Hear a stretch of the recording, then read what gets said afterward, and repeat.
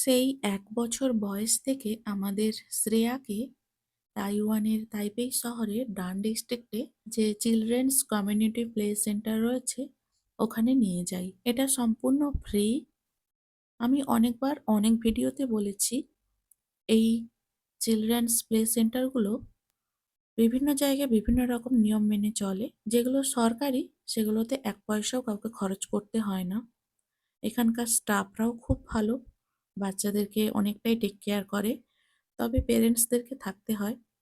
বাবা অথবা মা বা বাড়ির কেউ একজন বাচ্চাকে দেখভালের জন্য সর্বক্ষণ থাকতে হয়।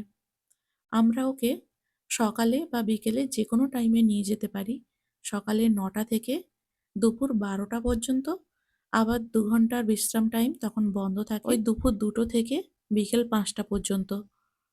আমরা মাঝেমধ্যে সকালে নিয়ে যাই, কখনো বা বিকেলে নিয়ে যাই। তাইওয়ানে বাচ্চাদের জন্য স্কুল বা কমিউনিটি প্লে সেন্টারগুলো অনেক রকম সুযোগ সুবিধা রয়েছে।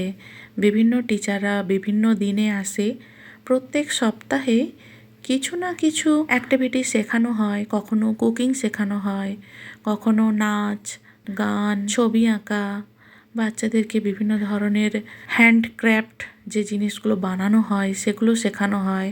তুলোর জিনিস, উলের জিনিস, তাছাড়া বাচ্চারা বাবা মায়ের সঙ্গে কিভাবে খেলা করবে, বাবা মারা কিভাবে বাচ্চাদেরকে সময় দেবে, কিভাবে বুঝবে, এই সমস্ত কিছু শেখানো হয়। অনেক রকমের সুযোগ সুবিধা এখানে রয়েছে। মাসে একবার করে জন্মদিন পালন করা হয়, কেক কাটা